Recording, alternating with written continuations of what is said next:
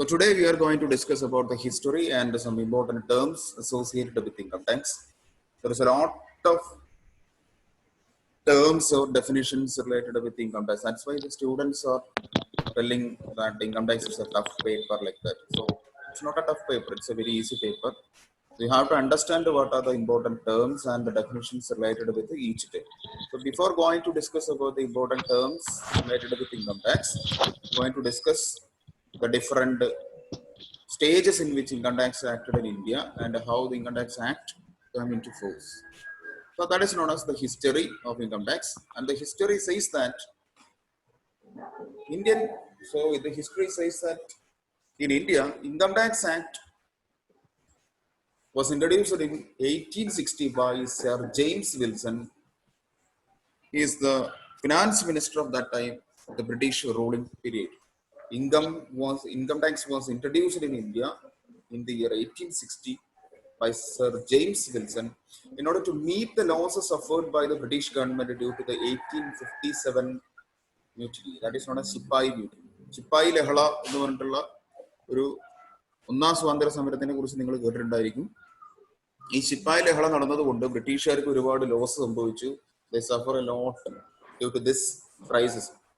അപ്പൊ അതുകൊണ്ട് ആ ഒരു ലോസ് ഓവർകം ചെയ്യുന്നതിന് വേണ്ടി ആ സമയത്ത് ബ്രിട്ടീഷ് ഗവർണർ നിർദ്ദേശപ്രകാരം സർ ജെയിംസ് വിൽസൺ എന്ന് പറയുന്ന അന്നത്തെ ധനകാര്യ വകുപ്പ് കൈകാര്യം ചെയ്തിരുന്ന ബ്രിട്ടീഷുകാരൻ ഇൻട്രൊഡ്യൂസ് ചെയ്ത ഒരു കൺസെപ്റ്റ് ആണ് ഇൻകം ടാക്സ് എന്ന് പറയുന്നത്. സർ ജെയിംസ് വിൽസൺ ആണ് ഇൻകം ടാക്സ് എന്ന് പറയുന്ന കൺസെപ്റ്റ് ഇന്ത്യയിലേക്ക് ഇൻട്രൊഡ്യൂസ് ചെയ്യുന്നത്. He was the first person. അദ്ദേഹമാണ് ആദ്യത്തെ വ്യക്തി. ഇപ്പോൾ കുട്ടികൾ ജോയിൻ ചെയ്തുകൊണ്ടിരിക്കുന്നുണ്ടല്ലോ.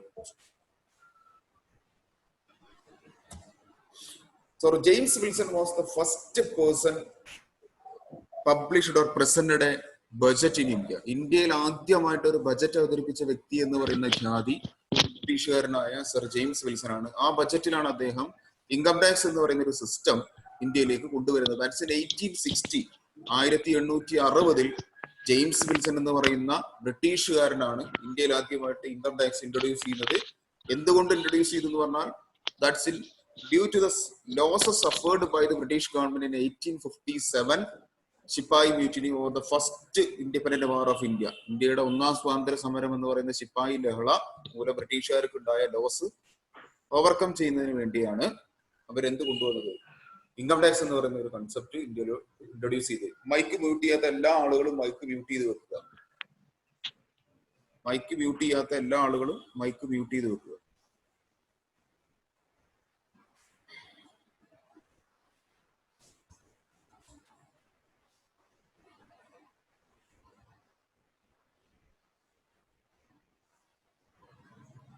ഓക്കെ. ഈ ഹിസ്റ്ററി ഓഫ് ഇൻകം ടാക്സ് എന്ന് പറഞ്ഞാൽ നിങ്ങളെ സംബന്ധിച്ച് സ്ഥിരമായിട്ട് പരീക്ഷയ്ക്ക് ചോദിച്ചുകൊണ്ടിരിക്കുന്ന ഒരു ക്വസ്റ്റ്യൻ ആണ്. ഫസ്റ്റ് പാർട്ടിൽ, ഇൻട്രൊഡക്ഷൻ പാർട്ടിൽ 5 മാർക്സ് അല്ലെങ്കിൽ പാരഗ്രാഫ് ആയിട്ട് സ്ഥിരം ചോദിച്ചുകൊണ്ടിരിക്കുന്ന ഒരു ക്വസ്റ്റ്യൻ ആണ്. അപ്പൊ ഇത് വളരെയധികം ഇമ്പോർട്ടന്റ് ഉള്ള ഒരു പാർട്ടാണ്. അതിൽ റെഡ് കളറിൽ ഞാൻ എഴുതിയിട്ടുള്ള കാര്യങ്ങളൊക്കെ വളരെ ഇമ്പോർട്ടന്റ് ആയിട്ടുള്ള ഒരു ടേംസ് ആണ് അല്ലെങ്കിൽ സെന്റൻസുകളാണ്. അത് പ്രത്യേകിച്ച് നോട്ട് ചെയ്യുക. So history of income tax in India came into force in 1860. That was in 1860 when the British ruling happened in India. ഇന്ത്യയിൽ ബ്രിട്ടീഷ് ഭരിക്കുന്ന സമയത്ത് 1860 ജെയിംസ് വിൽസൺ ആദ്യമായിട്ട് ഇൻകം ടാക്സ് എന്ന് പറയുന്ന ഒരു കോൺസെപ്റ്റ് ഇന്ത്യയിൽ ഇൻട്രൊഡ്യൂസ് ചെയ്യുന്നത്. എന്തിനു വേണ്ടിയാ? in order to suffer or in order to overcome the losses suffered by the British government due to the 1857 military mutiny. 1857 ഇന്ത്യയിൽ നടന്ന ഒന്നാം സ്വാതന്ത്ര്യ സമരത്തിൽ ബ്രിട്ടീഷുകാർക്കുണ്ടായ ലോസുകളൊക്കെ സഫർ ചെയ്യുന്നതിന് അല്ലെങ്കിൽ അവർ സഫർ ചെയ്ത ലോസിനെ ഓവർകം ചെയ്യുന്നതിന് വേണ്ടിയാണ് സർ ജെയിംസ് വിൽസൺ എന്ന് പറയുന്ന വ്യക്തി ഇന്ത്യയിൽ ഇൻകം ടാക്സ് എന്ന് പറയുന്ന കൺസെപ്റ്റ് ഇൻട്രൊഡ്യൂസ് ചെയ്തു. So after 1860 the next act came in 1886. that was passed in 1886. 1886 രണ്ടാമത്തെ ഇൻകം ടാക്സ് ആക്ട് പാസ് ചെയ്തു. ഇതെല്ലാം ചെയ്യുന്നത് ബ്രിട്ടീഷ് ഗവൺമെന്റ് ആണ്, അത് പ്രത്യേകം ഓർക്കണം. ആദ്യത്തെ ഇൻകം ടാക്സ് ആക്ട് എന്ന് പറഞ്ഞാൽ 1860 ഇന്ത്യയിൽ ഇൻകം ടാക്സ് ഇൻട്രൊഡ്യൂസ് ചെയ്യുന്നത് 1860. പിന്നീട് 1886 next income tax act pass ചെയ്തു by making some changes or amendments in the first income tax act 1860. 1860 income tax ആക്ടിൽ കുറെ ചേഞ്ചസ് ഒക്കെ വരുത്തി, അമെൻഡ്മെന്റ്സ് ഒക്കെ വരുത്തി. 1886 second income tax act British government pass ചെയ്തു. That remained in force up to 1970. 1917 വരെ മാത്രമേ ആ ആക്ട് നിലനിന്നിരുന്നുള്ളൂ. So first act 1860, second act 1886. 1886 രണ്ടാമത്തെ income tax act British government pass ചെയ്യുന്നത് ഇന്ത്യയിൽ. Then acts remained in force up to 1970. 1917 വരെ മാത്രമേ ആ ഒരു ആക്ട് നിലനിന്നിരുന്നുള്ളൂ. ഇതൊരു വൈഡ് ആയിട്ട് വരുന്ന ഒരു ടോപ്പിക്കാണ് ഈ ഒരു ഹിസ്റ്ററി എന്ന് പറയുന്നത്. അതിന് ഞാൻ ഇത്രയും പോയിന്റുകളാക്കി ചുരുക്കുകയാണ് ചെയ്തത്. അപ്പൊ അതുകൊണ്ട് നിങ്ങൾ പ്രത്യേകം നോട്ട് ചെയ്യണം. ഈ ഒരു പോയിന്റ്സ് മാത്രം ഓർത്ത് വെച്ച് കഴിഞ്ഞാൽ നിങ്ങൾക്ക് അത് എക്സ്പ്ലെയിൻ ചെയ്ത് എഴുതാൻ പറ്റും. So the second act came into force in 1886 and the act was remained in force up to 1917. 1917 വരെ മാത്രമേ ആ ഒരു act നിലനിന്നിരുന്നുള്ളൂ. Then again the third act passed by the same British government. വീണ്ടും ബ്രിട്ടീഷ് ഗവൺമെന്റ് പുതിയ act pass ചെയ്തു. That's in 1980. 1918 പുതിയ act pass ചെയ്തു. And that act was also replaced by another act in 1922. 1922 Chauri Chaura കൂട്ടക്കൊല എന്നൊക്കെ പറഞ്ഞിട്ടുള്ള ഒരു ചൗരി ചൗര മസാക്കറിനെ കുറിച്ച് നിങ്ങൾ കേട്ടിട്ടുണ്ടായിരിക്കും. ആ ഒരു കാലഘട്ടത്തിലാണ് ഇന്ത്യയിൽ അടുത്ത ഇൻകം ടാക്സ് ആക്ട് വരുന്നത്. അപ്പൊ 1886 ഇൻകം ടാക്സ് ആക്ട് 1917 വരെ നിലനിന്നു. ദെൻ 18 പുതിയ ആക്ട് ബ്രിട്ടീഷ് ഗവൺമെന്റ് പാസ് ചെയ്തു. ആ 18 ആക്ട് 1922 വരെ മാത്രമേ നിലനിന്നിരുന്നുള്ളൂ. Then in 1922 the next tax act started or passed. പുതിയ ആക്ട് പാസ് ചെയ്തു. That's in 1922. 1922 പുതിയ ഇൻകം ടാക്സ് ആക്ട് പാസ് ചെയ്തത്. That's remained in force till 1961. 1961 വരെ ആ ആക്ട് നിലനിൽക്കുകയുണ്ടായി. എന്താണ് 1961 പ്രത്യേകത എന്നുള്ളത് ആ റെഡ് കളറിൽ എഴുതിയിട്ടുണ്ട്. നിങ്ങൾ ഒരിക്കലും മറക്കാൻ പാടില്ലാത്ത ഇൻകം ടാക്സ് പഠിച്ച കുട്ടികൾ അല്ലെങ്കിൽ ബികോം പഠിച്ച കുട്ടികൾ എപ്പോൾ ഓർത്തിരിക്കേണ്ട ഒരു ഇയർ ആണ് 1961 എന്ന് പറയുന്നത്. അപ്പൊ 1922 നെക്സ്റ്റ് ആക്ട് ആണ് 1961 വരെ നിലനിന്നത്. അപ്പൊ നമ്മൾ എത്ര കാര്യങ്ങൾ പറഞ്ഞു. 1860 Sir James Wilson first act introduced ചെയ്തു in order to overcome the losses suffered by the British government due to the first independent war of India. ഇന്ത്യയുടെ ഒന്നാം സ്വാതന്ത്ര്യ സമരം മൂലം ബ്രിട്ടീഷുകാർക്ക് ഉണ്ടായ നാശനഷ്ടങ്ങൾ ഓവർകം ചെയ്യുന്നതിന് വേണ്ടി, തരണം ചെയ്യുന്നതിന് വേണ്ടി ബ്രിട്ടീഷുകാരനായ സർ ജെയിംസ് വിൽസൺ ആണ് ഇന്ത്യയിൽ ആദ്യമായിട്ട് ഇൻകം ടാക്സ് എന്ന് പറയുന്ന കൺസെപ്റ്റ് ഇൻട്രൊഡ്യൂസ് ചെയ്തത്. That's in 1860. That's the first act. Then the second act came by implementing some changes or amendments in 1860 Act. 1860 ആക്ടിൽ പുതിയ ചേഞ്ചസ് വരുത്തി 1886 പുതിയ ആക്ട് പാസ് ചെയ്തു. That was the second act. Then that act remained in force up to 1970. 1917 വരെ act നിലനിൽക്കുകയും ചെയ്തു. Then 1980 third act passed. 1918 പുതിയ act നിലവിൽ വന്നു. That was replaced by another act in 1922. അപ്പോൾ 1922 നാലാമത്തെ ഫോർത്ത് ആക്ട് നിലവിൽ വന്നു. That's remained in force till 1961. അങ്ങനെ 1961 വരെ ആക്ട് നിലനിൽക്കുകയുണ്ടായി. നിങ്ങൾക്കറിയാം 1961 എന്ന് പറഞ്ഞിട്ടുണ്ടെങ്കിൽ അപ്പോൾ ഇന്ത്യ സ്വതന്ത്രമായി, ഇന്ത്യ ഒരു റിപ്പബ്ലിക് കൺട്രി ആയി മാറി. ഇന്ത്യക്ക് സ്വന്തമായിട്ടൊരു ജനാധിപത്യ സംവിധാനമൊക്കെ നിലവിൽ വന്നിട്ടുള്ള സമയമായിരുന്നു. So for the requirement of Indian conditions government of India wanted A new income tax act. അപ്പൊ ഇത് ഈ ബ്രിട്ടീഷുകാർ കൊണ്ടുവന്ന ആക്ട് എന്ന് പറഞ്ഞാൽ അവരുടെ കുറെ കാര്യങ്ങൾ ഉൾപ്പെടുത്തിയിട്ടുള്ളതായിരുന്നു. പക്ഷെ അത് ഇന്ത്യൻ കണ്ടീഷൻസിന് അല്ലെങ്കിൽ ഇന്ത്യയുടെ ഒരു അവസ്ഥയ്ക്ക്, ആ കാലഘട്ടത്തിലാണ് ഇന്ത്യയുടെ അവസ്ഥയ്ക്ക് ബാധിക്കുന്ന അല്ലെങ്കിൽ അനുകൂലമായിട്ടുള്ള ഒരു ആക്ട് ആയിരുന്നില്ല. അതുകൊണ്ട് ഇന്ത്യ ഗവൺമെന്റ്, അന്നത് ഭരിക്കുന്ന ഇന്ത്യ ഗവൺമെന്റ്, നെഹ്റുവിന്റെ നേതൃത്വത്തിലുള്ള ഇന്ത്യ ഗവൺമെന്റ് എന്ത് ചെയ്തു? ഒരു റിക്വയർമെന്റ് വെക്കുകയാണ്. ഇന്ത്യൻ കണ്ടീഷന് അനുകൂലമായ രീതിയിലുള്ള ഒരു ഇൻകം ടാക്സ് ആക്ട് വേണം എന്ന് പറഞ്ഞു. മനസ്സിലായോ? അപ്പൊ 61 ആണ് പുതിയ ആക്ട് വരുന്നത്. അതുവരെ 22 ആക്ട് ആണ് ഫോളോ ചെയ്തുകൊണ്ടിരുന്നത്.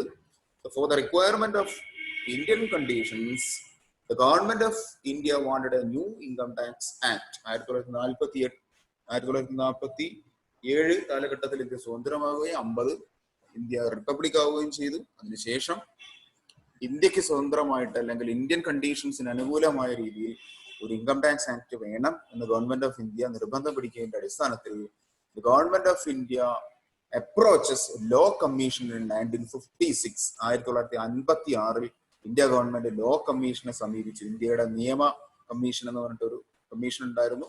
നിങ്ങൾക്ക് എല്ലാവർക്കും അറിയുന്നതാണ്. ഡോക്ടർ BR അംബേദ്കർ ആയിരുന്നു അതിന്റെ തലവൻ എന്ന് പറയുന്നത്. നിയമം കൈകാര്യം ചെയ്തിരുന്നത് അംബേദ്കർ ആയിരുന്നു. ഇന്ത്യയിൽ ആദ്യത്തെ ലോ മിനിസ്റ്റർ എന്ന് പറയുന്നത് ഡോക്ടർ BR അംബേദ്കർ ആണ്. അപ്പൊ അംബേദ്കറിന്റെ നേതൃത്വത്തിൽ ഉണ്ടായിരുന്ന ഈ ലോ കമ്മീഷനെ സമീപിക്കുകയാണ് ചെയ്തത് ആര്? അന്നത്തെ ഇന്ത്യ ഗവൺമെന്റ് എന്ന് പറയുന്നത്. So law commission 1956 government of India സമീപിച്ചു. അതിന്റെ അടിസ്ഥാനത്തിൽ ലോ കമ്മീഷൻ ഒരു റിപ്പോർട്ട് സബ്മിറ്റ് ചെയ്ത് ഗവൺമെന്റ് ഓഫ് ഇന്ത്യക്ക്. That's in 1958. 2 വർഷത്തിന് ശേഷം ലോ കമ്മീഷൻ 56-ൽ ഇന്ത്യ ഗവൺമെന്റ് ഓഫ് ഇന്ത്യ സമീപിക്കുകയും അതിന്റെ അടിസ്ഥാനത്തിൽ 1956-ൽ ഇന്ത്യ ഗവൺമെന്റിന് ലോ കമ്മീഷൻ ഒരു റിപ്പോർട്ട് സബ്മിറ്റ് ചെയ്യുകയും ചെയ്തു. അതാണ് ഫസ്റ്റ് റിപ്പോർട്ട് എന്ന് പറയുന്നത്. അത് കൂടാതെ government of India appointed direct tax administration enquiry committee in 1956. 1958-ൽ തന്നെ ഗവൺമെന്റ് ഓഫ് ഇന്ത്യ ഒരു direct tax administration enquiry committee രൂപീകരിച്ചു. അതായത് ഡയറക്ട് ടാക്സ് എന്ന് പറഞ്ഞാൽ പ്രത്യക്ഷ നികുതി എന്ന് പറയുക. പ്രത്യക്ഷ നികുതിയെ കൈകാര്യം ചെയ്യേണ്ട, അഡ്മിനിസ്ട്രേറ്റ് നടത്തേണ്ടതിനെ കുറിച്ച് ഒരു അന്വേഷണ കമ്മീഷനെ വെക്കുന്നു. അങ്ങനെ 1958-ൽ ആ അന്വേഷണ കമ്മീഷനെ വെക്കുകയും 1959 തൊട്ടടുത്ത വർഷം തന്നെ ആ അന്വേഷണ കമ്മീഷൻ ഇൻകം ടാക്സുമായിട്ട് റിലേറ്റ് ചെയ്തിട്ടുള്ള കാര്യങ്ങൾ അല്ലെങ്കിൽ ഡയറക്ട് ടാക്സുമായിട്ട് റിലേറ്റ് ചെയ്ത കാര്യങ്ങളെ കുറിച്ച് പഠിക്കുകയും ഇന്ത്യൻ കണ്ടീഷൻ അനുകൂലമായിട്ടുള്ള ഒരു റിപ്പോർട്ട് 1959-ൽ സബ്മിറ്റ് ചെയ്യുകയും ചെയ്തു. So we have 2 reports. One is in 1958 by the Law Commission that was appointed in 1956. 1956-ൽ ഉണ്ടാക്കിയ ലോ കമ്മീഷനെ 1958-ൽ റിപ്പോർട്ട് സബ്മിറ്റ് ചെയ്തു. Then there is another committee organized by the government of India in order to make changes or make requirements in Indian conditions. They had to start an income tax act. ഒരു income tax act start ചെയ്യുന്നതിന് വേണ്ടി Indian കണ്ടീഷന്റെ റിക്വയർമെന്റ്സിനനുസരിച്ച് ഒരു income tax act start ചെയ്യുന്നതിന് വേണ്ടി direct tax administration enquiry committee എന്ന് പറയുന്ന ഒരു കമ്മിറ്റിയാണ് 1958-ൽ ഗവൺമെന്റ് ഓഫ് ഇന്ത്യ അപ്പോയിന്റ് ചെയ്തു. And that committee submitted the report in 1959. So we have the second report. The first report is in 1958 by Law Commission. The second report by the Direct Tax Administration Enquiry Committee in 1959.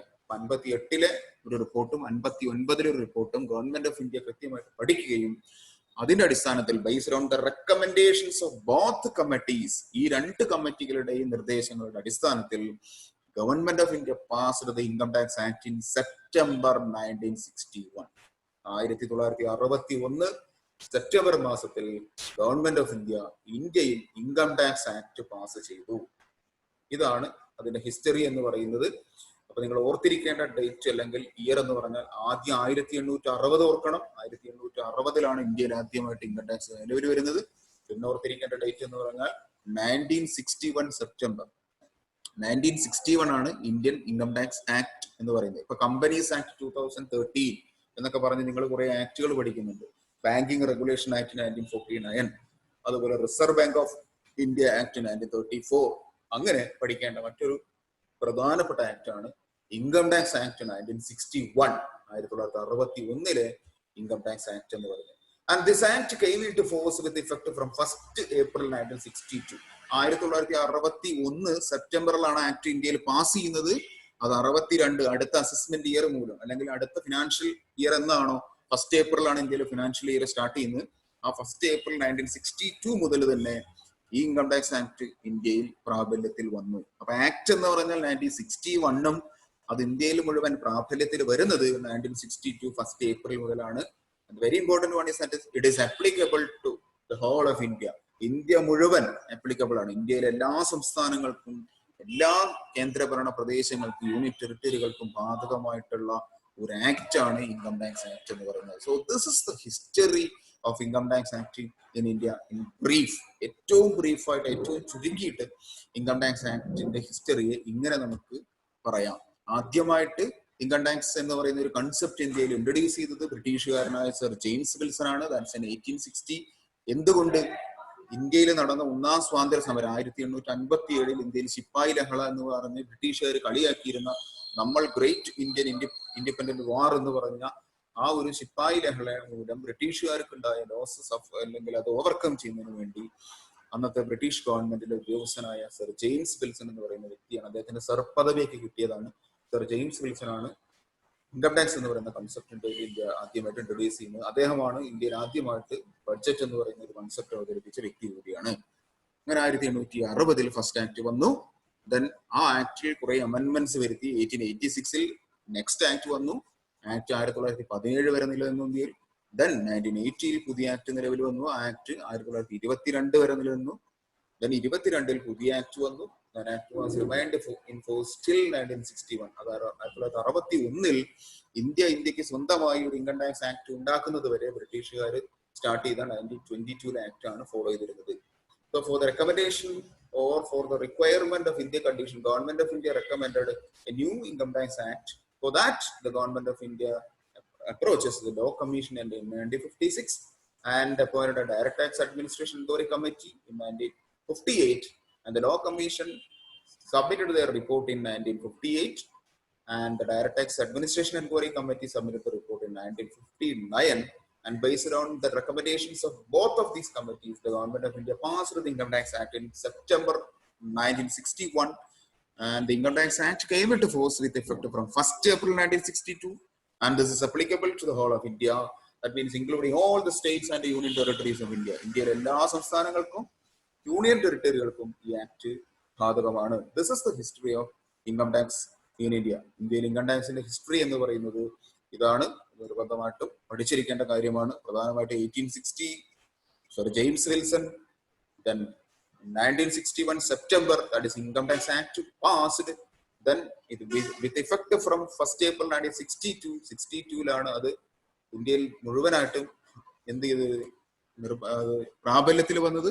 ഇന്ത്യയിലെ എല്ലാ സംസ്ഥാനങ്ങൾക്കും union ടെറിട്ടറികൾക്കും അന്ന് ഏതാണ് ചില സംസ്ഥാനങ്ങൾക്കൊക്കെ ഒഴിവ് കൊടുക്കാറുണ്ട് നമ്മൾ, അല്ലെ? ചില സംസ്ഥാനങ്ങൾ അക്സെപ്റ്റ് ചെയ്യാറുണ്ട്. ഇപ്പോ 7 സിസ്റ്റേഴ്സ് എന്ന് പറയുന്ന സ്റ്റേറ്റുകൾ, അല്ലെങ്കിൽ ജമ്മു ആൻഡ് കാശ്മീർ, ഇന്ത്യക്ക് പ്രത്യേക ഭരണഘടന ഉണ്ടാകുന്ന ജമ്മു ആൻഡ് കാശ്മീർ, അങ്ങനെയൊന്നുമില്ല. ഇൻകം ടാക്സ് എല്ലായിടത്തും ബാധകമാണ്. ഇന്ത്യയിലെ എല്ലാ സംസ്ഥാനങ്ങൾക്കും യൂണിയൻ ടെറിട്ടറികൾക്കും ബാധകമായിട്ടുള്ള പ്രധാനപ്പെട്ട ആക്ട് ആണ് income tax act. This is about Income Tax Act. So from this we can conclude that Income Tax Act is in 1961. നിങ്ങളുടെ മനസ്സിൽ വരേണ്ട ഒരു പിക്ചർ ഇതാണ്. അതുകൊണ്ടാണ് ഞാൻ ഇങ്ങനെ ഒരു പിക്ചർ ഇവിടെ പേസ്റ്റ് ചെയ്യാൻ കാരണം. ഒരിക്കലും മറന്നു പോകാൻ പാടില്ല. ഇന്ത്യൻ ഇൻകം ടാക്സ് ആക്ട് എന്ന് പറഞ്ഞാൽ 1961 ആണ്. 1961 ഇന്ത്യയിൽ ഇൻകം ടാക്സ് ആക്ട് നിലവിൽ വരുന്നത്. സോ ഈ ഒരു സ്ലൈഡ് അല്ലെങ്കിൽ ഈ ഒരു പിക്ചർ നിങ്ങളുടെ മനസ്സിലുണ്ടായിരിക്കണം ഇൻകം ടാക്സ് പഠിക്കുമ്പോൾ. ഈ ഒരു ആക്ടിന്റെ ബേസിലാണ് നമ്മൾ എല്ലാ കാര്യങ്ങളും പറയുന്നത്. Okay, then this may seam simple. ഇത് വളരെ ഈസിയാണ് ഇൻകം ടാക്സ് ആക്ട് എന്ന് പറയുന്നത്. But the act or the IT act means income tax act. ഈ IT ആക്ട് എന്നാണ് ഇൻകം ടാക്സിൽ നമ്മൾ പറയുന്നത്, ഷോർട്ടായിട്ട് പറയും. അല്ലാതെ ഇൻഫർമേഷൻ ടെക്നോളജി അല്ല.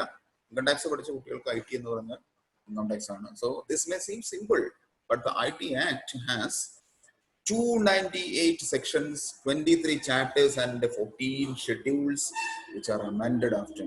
ഇതാണ് ഇതിന്റെ പ്രശ്നം. ഇതാണ് ഇത് കോംപ്ലിക്കേറ്റഡ് ആണെന്ന് പറയാനുള്ള കാരണം. ഇൻകം ടാക്സിനെ കുറിച്ച് ഹിസ്റ്ററി പഠിക്കാറെന്ന് പറഞ്ഞാൽ വളരെ എളുപ്പമാണ്. വളരെ കുറച്ച് കാര്യങ്ങൾ മാത്രമേ ഉണ്ടാവുള്ളൂ. ഒരു 5-6 ആക്ട് മാത്രമേ വന്നിട്ടുള്ളൂ. അതാണ് ഇപ്പോൾ നമ്മൾ പറഞ്ഞത്. 1860 മുതൽ 1961 വരെ ഒരു 5-6 ആക്ടുകൾ മാത്രമേ ഇന്ത്യയിൽ ഉണ്ടായിരുന്നുള്ളൂ. അത് കാണുമ്പോൾ വളരെ സിമ്പിൾ ആണെന്ന് തോന്നും. But the IT Act has, Income Tax Act ന്റെ പ്രത്യേകത ഇതാണ്. It has 298 sections. 298 sections ആണ് ഇന്ത്യൻ ഇൻകം ടാക്സ് ആക്ടിനുള്ളത്. 23 chapters, 23 ചാപ്റ്ററുകൾ, അധ്യായങ്ങളായിട്ട് തിരിക്കുന്നു. ആൻഡ് 14 schedules, 14 പട്ടികകൾ, ഷെഡ്യൂളുകളാണ് ഇൻകം ടാക്സ് ആക്ടിന് ഇന്ത്യയിലുള്ളത്. ഇപ്പോൾ നിലവിൽ 298 sections, 23 chapters and 14 schedules. ഇനി എന്താണ് ഇതിന്റെ ഒരു പ്രത്യേകത? ഏറ്റവും വലിയ പ്രശ്നം എന്താണെന്ന് വെച്ചാൽ which are amended often. ഇത് ഇടയ്ക്കിടയ്ക്ക് അമെൻഡ് ചെയ്തുകൊണ്ടിരിക്കും എന്നുള്ളതാണ് ഇതിന്റെ പ്രത്യേകത. ഇതിൽ അമെൻഡ് ചെയ്യാറുണ്ട്, ഇതിൽ മാറ്റങ്ങൾ വരുത്തിക്കൊണ്ടിരിക്കും, ചേഞ്ചസ് വരുത്തിക്കൊണ്ടിരിക്കും. സെക്ഷൻസിലൊക്കെ ചേഞ്ചസ് വരുത്തും, ചാപ്റ്റേഴ്സിലൊക്കെ ചേഞ്ചസ് വരുത്തും, അതുപോലെ തന്നെ ഷെഡ്യൂളുകളിലൊക്കെ ചേഞ്ചസ് വരുത്തും. അതാണ് ഈ ഒരു ആക്ടിന്റെ പ്രത്യേകത എന്ന് പറഞ്ഞിട്ടുണ്ട്. മനസ്സിലായോ? So that's about income tax act. Income tax ആക്ടിന്റെ ഹിസ്റ്ററിയും അതിന്റെ ഒരു ബാക്ക്ഗ്രൗണ്ടുമാണ് നമ്മൾ പറഞ്ഞത്. ഇൻകം ടാക്സ് ആക്ട് എന്ന് പറഞ്ഞാൽ 1961 ആണ്. ഒരു പിക്ചർ നിങ്ങളുടെ മനസ്സിലുണ്ടായിരിക്കണം. Indian income tax act was passed in 1961 September. It came into force in 1962 1st April. So this act has 298 sections, 23 chapters and 14 schedules which are amended often. അത് ഇടയ്ക്കിടയ്ക്ക് change വരുത്തിക്കൊണ്ടിരിക്കുന്ന 298 സെക്ഷൻസും 23 ചാപ്റ്റേഴ്സും 14 ഷെഡ്യൂൾസും ഉൾപ്പെടുന്ന ഒരു ബ്രീഫ് ആയിട്ടുള്ള അല്ലെങ്കിൽ ഒരു വളരെ വൈഡ് ആയിട്ടുള്ള ഒരു ആക്ട് ആണ് ഈ ഇൻകം ടാക്സ് ആക്ട് എന്ന് പറഞ്ഞാൽ ഉദ്ദേശിക്കുന്നത്. Right, then we move to the income tax law. നിങ്ങൾ അഡ്മിറ്റ് ചെയ്ത് കഴിഞ്ഞിട്ടുണ്ടെങ്കിൽ നിങ്ങൾ അതിൽ വന്നു കഴിഞ്ഞാൽ നിങ്ങൾ ഇത് കേൾക്കുക മാത്രം ചെയ്യാം. വേറെ ബട്ടൺസ് ഒന്നും പ്രസ് ചെയ്യരുത്. ആരൊക്കെ എന്തൊക്കെ ബട്ടൺ പ്രസ് ചെയ്യുന്നുണ്ട്? മറ്റ് ബട്ടൺസ് ഒന്നും പ്രസ് ചെയ്യാതിരിക്കുക. Right. So we move to income tax law. Income tax ആക്ടും ഇൻകം ടാക്സ് ലോയും തമ്മിൽ വ്യത്യാസമുണ്ട്. കാരണം ഇൻകം ടാക്സ് ലോയിൽ വരുന്ന ഒരു കാര്യമാണ് ഇൻകം ടാക്സ് ആക്ട് എന്ന് പറയുന്നത്. ഇൻകം ടാക്സിന്റെ നിയമം, what is the law of income tax, ഇതാണ് അടുത്തത്. This is also important. What is the law of income tax? Income tax law എന്ന് പറഞ്ഞാൽ എന്താണ്? ഇൻകം ടാക്സ് ലോയിൽ ഈ പറയുന്ന ഒരു 5-6 കാര്യങ്ങൾ ഉൾപ്പെടുന്നുണ്ട്. അതിൽ ഒന്നാമത്തെ കാര്യമാണ് ഇൻകം ടാക്സ് ആക്ട് 1961. ഒരു സംശയം വേണ്ട. ഇൻകം ടാക്സിന്റെ നിയമത്തിൽ ആദ്യം and the most important one is income tax act of 1961. 1961 income tax act ആണ് അതിൽ ഏറ്റവും പ്രധാനപ്പെട്ടത്.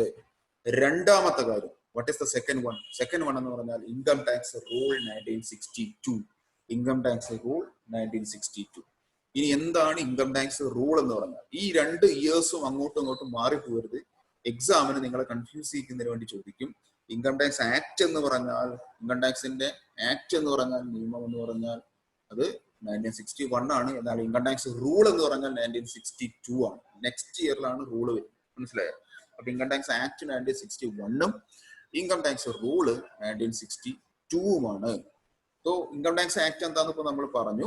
ഇൻകം ടാക്സ് ആക്ട് ആണ് ഇൻകം ടാക്സിലെ ഏറ്റവും പ്രധാനപ്പെട്ട, ഇൻകം ടാക്സ് ലോയിലെ ഏറ്റവും പ്രധാനപ്പെട്ട ഒരു ഘടകം എന്ന് പറഞ്ഞാൽ 1961 ഇൻകം ടാക്സ് ആക്ട് ആണ്. അത് എങ്ങനെയാണ് വന്നതെന്നുള്ളതിനെ കുറിച്ചാണ് നമ്മൾ ഇപ്പോൾ ഇതുവരെ ചർച്ച ചെയ്തത്. ഇൻകം ടാക്സ് റൂൾ എന്ന് പറഞ്ഞാൽ, ഞാൻ ലാസ്റ്റ് ക്ലാസ്സിൽ പറഞ്ഞിരുന്നു, ഇന്ത്യയിൽ ഇൻകം ടാക്സിന്റെ കാര്യങ്ങളൊക്കെ കൈകാര്യം ചെയ്യുന്നത് central board of direct tax എന്ന് പറഞ്ഞ അഡ്മിനിസ്ട്രേഷൻ ബോഡിയാണ്. CBDT, that is the apex authority for controlling the entire tax activities or direct tax activities in India. ഇന്ത്യയിലെ ഡയറക്ട് ടാക്സ് ആക്ടിവിറ്റീസ് എല്ലാം കൺട്രോൾ ചെയ്യുന്നത് ഈ central board of direct tax എന്ന് പറയുന്ന CBDT ആണ്. CBDTക്ക് ആ ഇന്ത്യൻ ഇൻകം ടാക്സ് ആക്ടിന്റെ 295 സെക്ഷൻ, ഇൻകം ടാക്സിൽ എത്ര സെക്ഷൻ ഉണ്ടെന്ന് നമ്മൾ പറഞ്ഞു, ഇവിടെ പറഞ്ഞില്ല, 298 സെക്ഷൻസ് ഇൻകം ടാക്സ് ആക്ടിലുണ്ട്. അതിൽ 295 295 സെക്ഷനിൽ പറയുന്ന ഒരു കാര്യമുള്ളത്, ഇന്ത്യയിൽ ഇൻകം ടാക്സുമായിട്ട് റിലേറ്റ് ചെയ്തിട്ടുള്ള അമെന്റ്മെന്റ്സും റൂൾസും ഒക്കെ കൊണ്ടുവരാനുള്ള അധികാരം CBDTക്കാണ്, സെൻട്രൽ ബോർഡ് ഓഫ് ഡയറക്ട് ടാക്സിനാണെന്നാണ് പറയുന്നത്. CBDTക്കാണ് ഇന്ത്യയിൽ ഇൻകം ടാക്സുമായിട്ട് റിലേറ്റ് ചെയ്തിട്ടുള്ള amendments, rules and everything it is related with the apex body that is known as CBDT, central board of direct tax. അത് പ്രതിപാദിക്കുന്ന റൂളാണ് ഈ ഇൻകം ടാക്സ് റൂൾ 1962 എന്ന് പറയുന്നത്. ഇൻകം ടാക്സ് ലോ എന്ന് പറഞ്ഞാൽ it consists of Income Tax Act 1961, Income Tax Rule 1962, the Finance Act, Circulars, Notification and Court Directions or Decisions. These are comes under the Income Tax Law. Income Tax Law എന്ന് പറഞ്ഞാൽ ഈ പറഞ്ഞ കാര്യങ്ങളൊക്കെ വരുന്നതാണ്. അതിൽ Income Tax Act 1961 നമ്മളിപ്പോൾ ചർച്ച ചെയ്തു.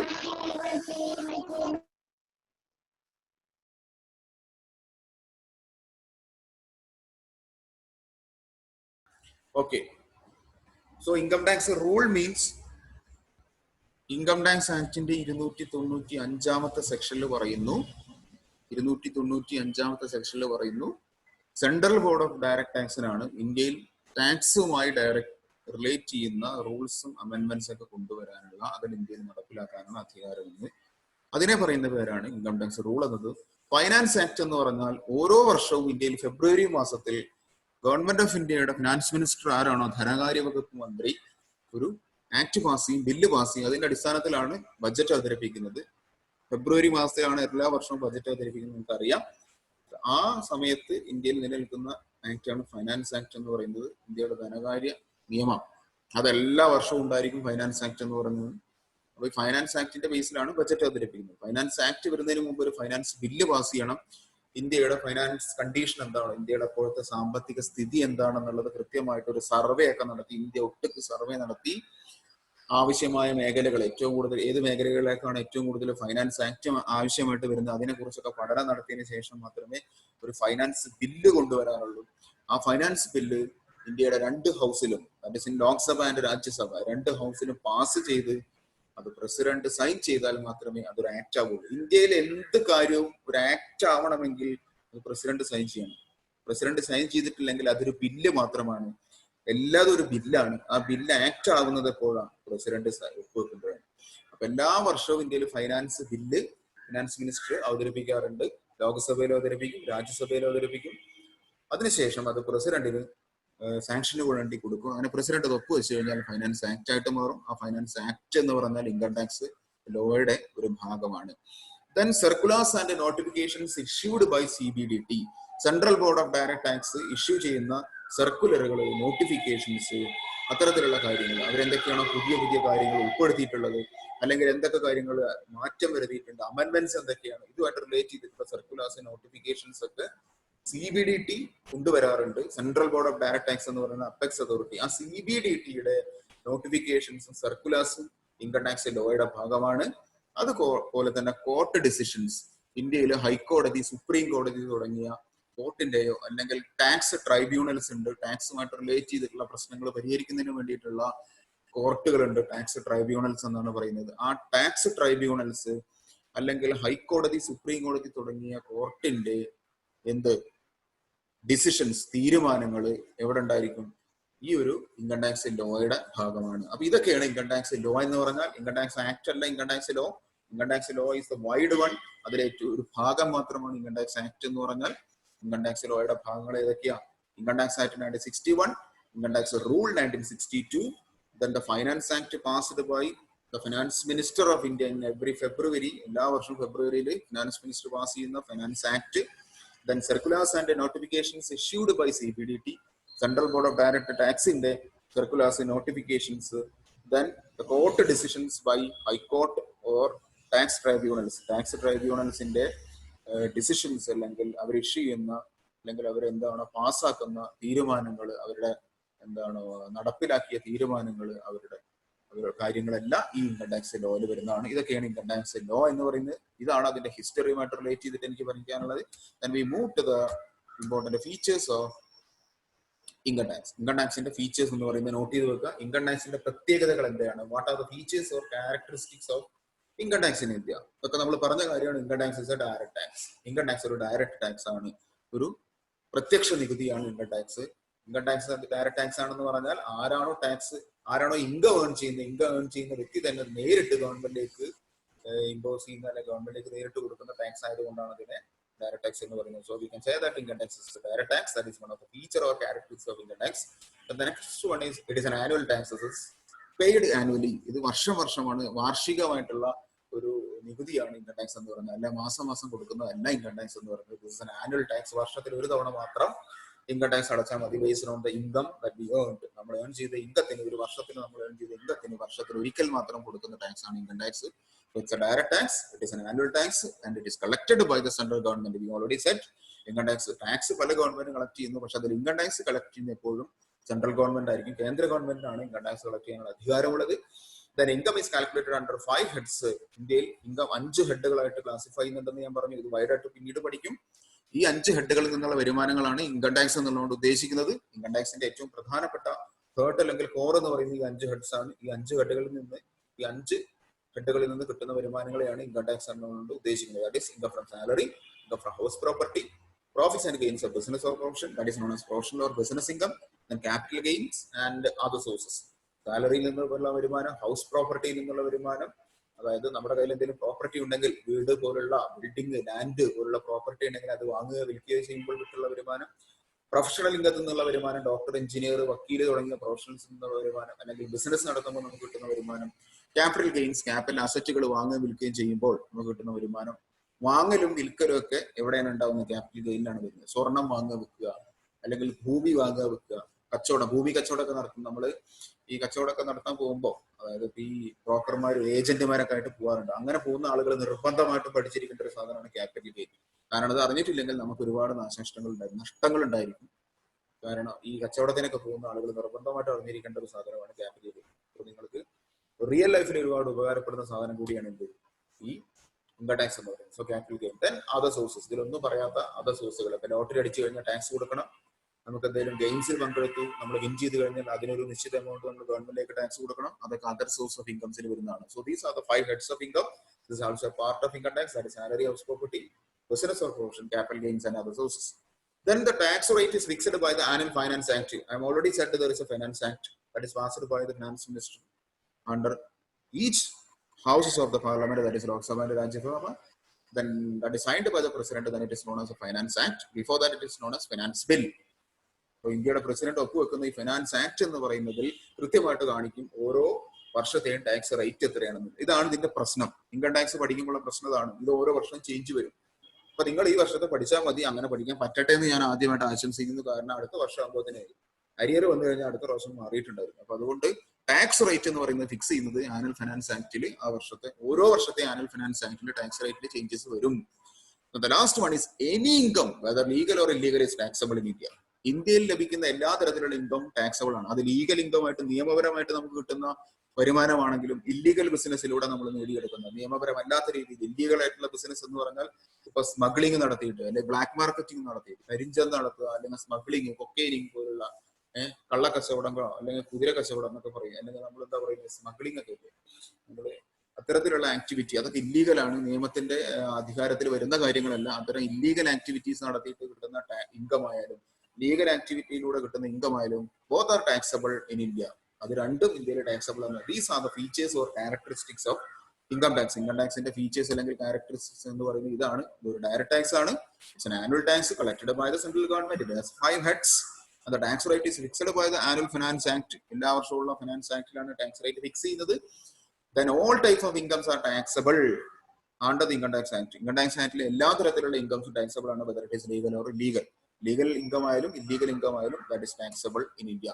So we move to the next one, that is important terms associated with income tax. Income tax ആയിട്ട് റിലേറ്റ് ചെയ്യുന്ന ടേംസ് ഏതൊക്കെയാണ്? ഇത്രയും പ്രധാനപ്പെട്ട ഒരുപാട് ടേംസ് പഠിക്കാനുണ്ട്. നിങ്ങൾ നിർബന്ധമായിട്ട് പഠിച്ചിരിക്കേണ്ട ടേംസ് ഇതൊക്കെയാണ്. ഇത് അറിഞ്ഞാൽ മാത്രമേ നമുക്ക് മുന്നോട്ട് പോകാൻ പറ്റുള്ളൂ. കാരണം ഈ ടേംസ് ഒക്കെയാണ് പ്രോബ്ലത്തിൽ ഉണ്ടാകുന്നത്. One is income. ഇൻകം ടാക്സിൽ ടാക്സ് എന്താണെന്ന് ഞാൻ ഓൾറെഡി പറഞ്ഞു കഴിഞ്ഞതാണ് ലാസ്റ്റ് ക്ലാസ്സിൽ. ടാക്സ് എന്ന് പറഞ്ഞാൽ അതൊരു ഫൈനാൻഷ്യൽ ചാർജ് ആണ്. That is imposed by the government on a taxpayer. ഒരു ടാക്സ് പെയറുടെ മുകളിൽ ഗവൺമെന്റ് ഇമ്പോസ് ചെയ്യുന്ന, ഗവൺമെന്റിന് മാത്രം ഇമ്പോസ് ചെയ്യാനുള്ള അധികാരമുള്ളൂ. അത് സെൻട്രൽ ഗവൺമെന്റ് ആവാം, സ്റ്റേറ്റ് ഗവൺമെന്റ് ആവാം, ലോക്കൽ അതോറിറ്റി പോലുള്ള മുനിസിപ്പാലിറ്റി കോർപ്പറേഷൻ ആവാം എന്നൊക്കെ ഞാൻ നിങ്ങളോട് പറഞ്ഞതാണ്. ടാക്സ് എന്ന് പറഞ്ഞാൽ ദാറ്റ് ഈസ് ഫൈനാൻഷ്യൽ ചാർജ്. ഒരു ഫൈനാൻഷ്യൽ ചാർജ് ആണ് ടാക്സ് പെയറുടെ മുകളിൽ ഗവൺമെന്റ് ഇമ്പോസ് ചെയ്യുന്നത്. അത് ഇൻകം. നെക്സ്റ്റ് ടേം ആണ് income.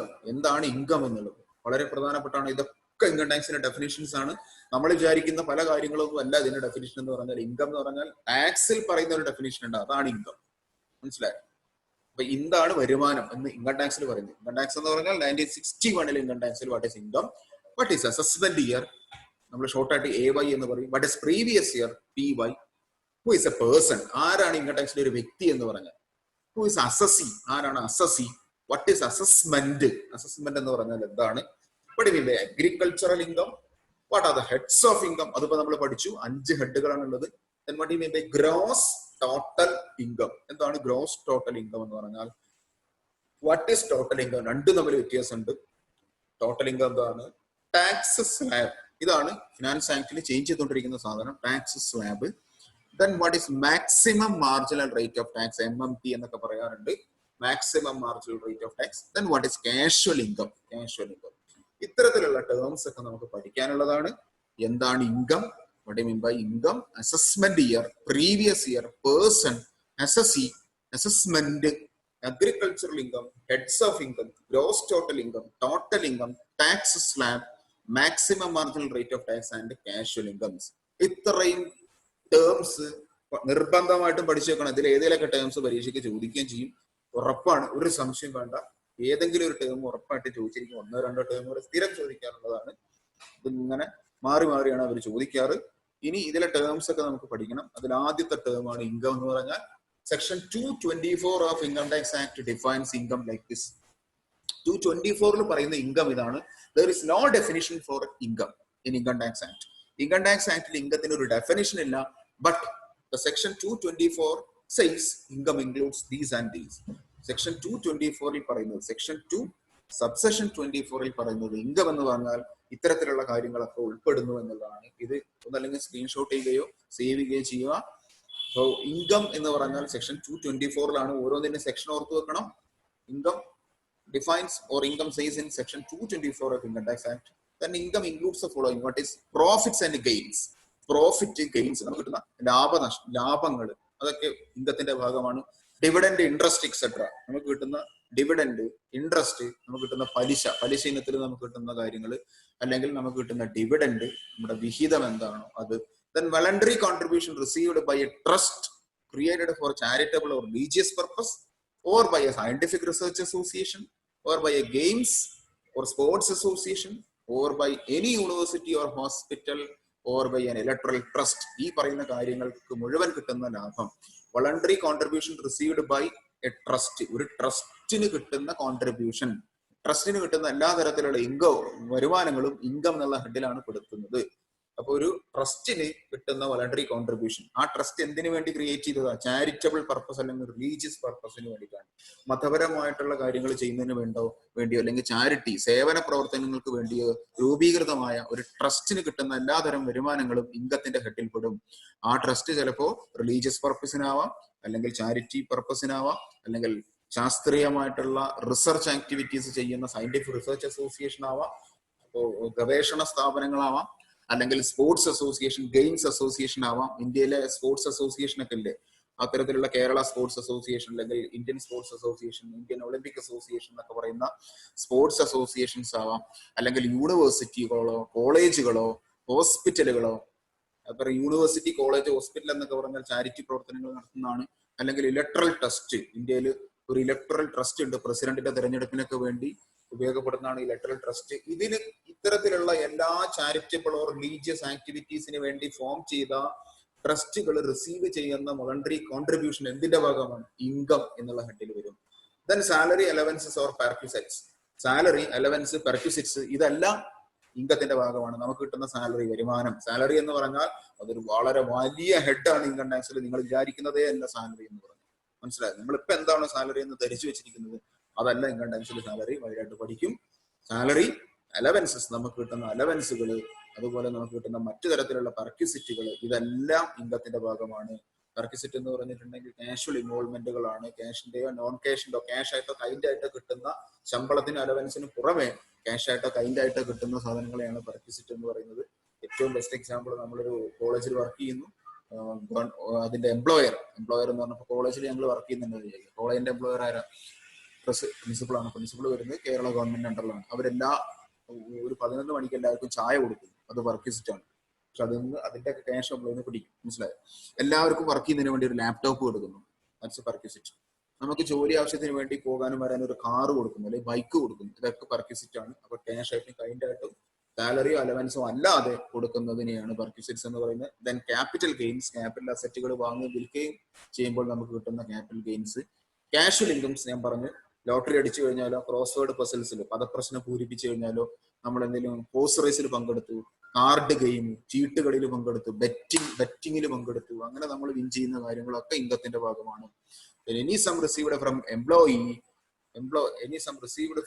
employee as contribution to any provident fund or other fund for the welfare of employees. എംപ്ലോയറുടെ കയ്യിൽ നിന്ന്, എംപ്ലോയി അല്ല എംപ്ലോയർ ആണ്. Any sum received from employer എന്നാണ് വേണ്ടത്. എംപ്ലോയറുടെ കയ്യിൽ നിന്ന് നമ്മൾ റിസീവ് ചെയ്യുന്ന PF, പ്രൊവിഡന്റ് ഫണ്ടോ മറ്റു തരത്തിലുള്ള വെൽഫെയർ സ്കീമുകളോ, എംപ്ലോയിയുടെ അല്ലെ തൊഴിലാളിയുടെ ക്ഷേമത്തിന് വേണ്ടി എംപ്ലോയർ ഉണ്ടാക്കിയിട്ടുള്ള പ്രൊവിഡന്റ് ഫണ്ട് സ്കീമുകളോ മറ്റു തരത്തിലുള്ള വെൽഫെയർ സ്കീമുകളിൽ നിന്നോ എംപ്ലോയി റിസീവ് ചെയ്യുന്ന വരുമാനം അല്ലെങ്കിൽ sum. then any sum received under keyman insurance policy. Keyman insurance policy എന്ന് പറഞ്ഞാൽ ഒരാളുടെ ലൈഫിന് വേണ്ടി അയാളോ അല്ലെങ്കിൽ മറ്റൊരാളോ എടുത്തിട്ടുള്ള പോളിസിയാണ് കീമൻ ലൈഫ് ഇൻഷുറൻസ് പോളിസി എന്ന് പറയുന്നത്. അത്തരത്തിലുള്ള ഇൻഷുറൻസ് പോളിസിയിൽ നിന്ന് നമുക്ക് കിട്ടുന്ന എമൗണ്ട് ഇതെല്ലാം ഇൻകത്തിന്റെ ഭാഗമാണ്. അപ്പൊ ഇൻകം എന്ന് പറഞ്ഞാൽ ഇതൊക്കെ പെടും.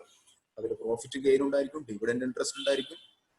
ഒരു ട്രസ്റ്റ് അത് ചാരിറ്റബിൾ ആണോ, റിലീജിയസ് ആണോ, സയന്റിഫിക് റിസർച്ച് ആണോ, ഗെയിംസ്, സ്പോർട്സ് ആണോ, യൂണിവേഴ്സിറ്റി, ഹോസ്പിറ്റൽ, ഇലക്ട്രൽ ട്രസ്റ്റ്, ഇത്തരം ആവശ്യങ്ങൾക്ക് വേണ്ടി മുഴുവൻ ഫോം ചെയ്ത ട്രസ്റ്റിന്റെ വരുമാനം, ഒരു വ്യക്തിക്ക് കിട്ടുന്ന സാലറി വരുമാനം, അലവൻസുകൾ, പെർക്വിസിറ്റ്സ്, ക്യാപിറ്റൽ ഗെയിൻസ്, നമുക്ക് അറിയാണ്ട് നമുക്ക് വന്നു ചേർന്ന വരുമാനങ്ങൾ, ലോട്ടറി അടിക്കുകയോ ക്രോസ് വേർഡ് പസിലിൽ പങ്കെടുക്കുകയോ കുതിരപ്പന്തയത്തിൽ പങ്കെടുക്കുകയോ അല്ലെങ്കിൽ ബെറ്റ് അടിക്കുകയോ കിട്ടിയാൽ കിട്ടുന്ന വരുമാനം, അതിന് ക്യാഷ് ലിങ്ക് എന്ന് പറയും.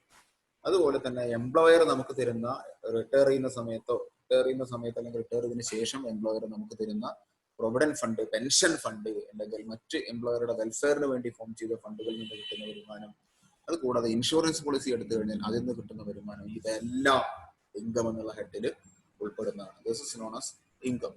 And we move to the next one, that is assessment year. എന്താണ് അസസ്മെന്റ് ഇയർ എന്ന് പറഞ്ഞാൽ എന്നുള്ളതാണ്.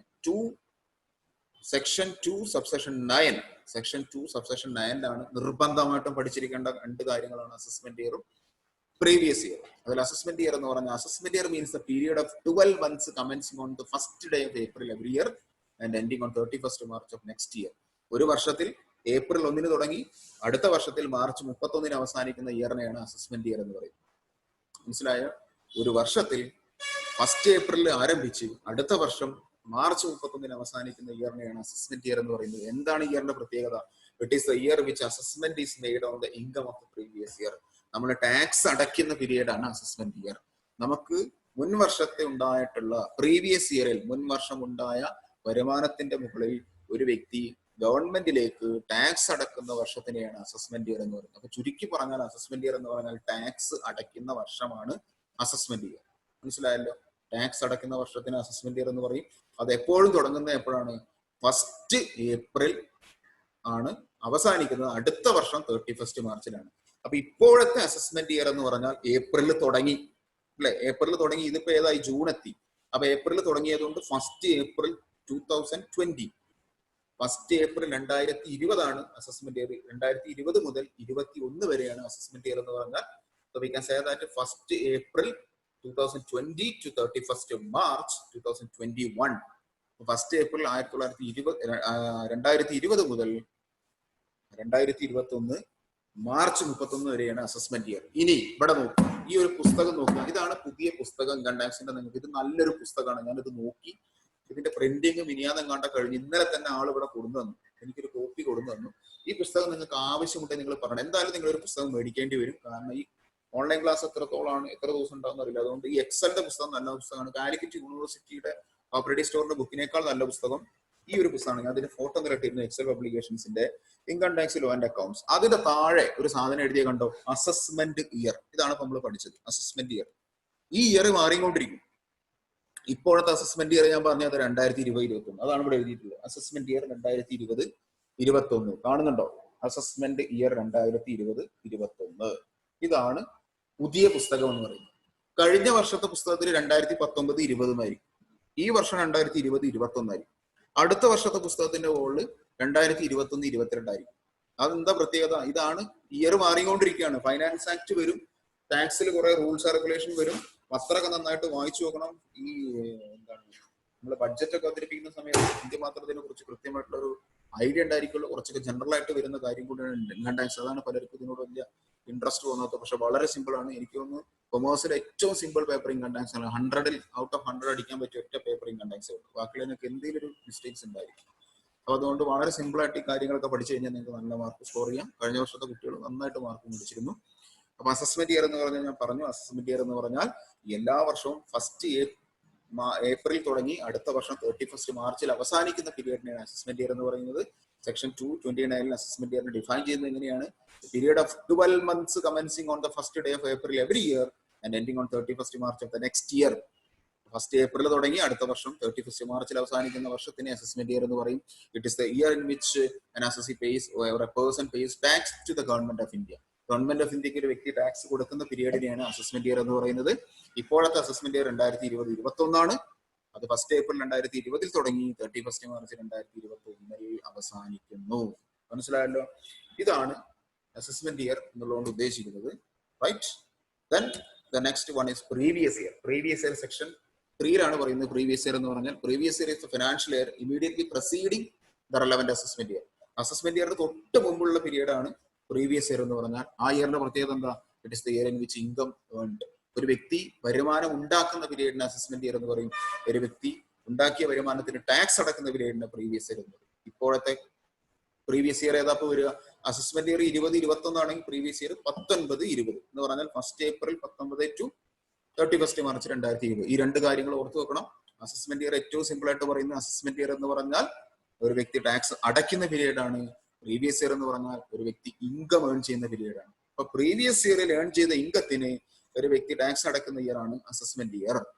ഇതാണ് പ്രീവിയസ് ഇയർ അസസ്മെന്റ് ഇയർ തമ്മിലുള്ള വ്യത്യാസം.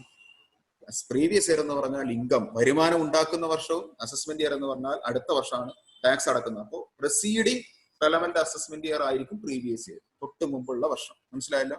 ഈ പ്രീവിയസ് ഇയറിന് ചില എക്സംഷൻസ് ഉണ്ട്, എക്സംഷൻ കേസുകളുണ്ട്. എല്ലാ സമയത്തും പ്രീവിയസ് ഇയർ ഇങ്ങനെ ആയിരിക്കണം എന്നില്ല. First April to 31st March ആയിരിക്കണം എന്നില്ല. പക്ഷെ അസസ്മെന്റ് ഇയർ എപ്പോഴും അങ്ങനെ തന്നെയാണ്. പ്രീവിയസ് ഇയറിൽ ചില ചേഞ്ചസ് ഉണ്ട്, വിത്ത് സം എക്സംഷൻസ്. അത് നമ്മൾ അടുത്ത ക്ലാസ്സിൽ പറയും കേട്ടോ. ഇതാണ് എനിക്ക് ഇന്ന് പറയാനുള്ള ഹിസ്റ്ററി ഓഫ് ഇൻകം ടാക്സ്, അതിന്റെ features, income tax act, law, then different terms related with income tax. അതിൽ നമ്മൾ പ്രധാനപ്പെട്ട 2 ടേം പഠിച്ചു, assessment year and previous year. Okay.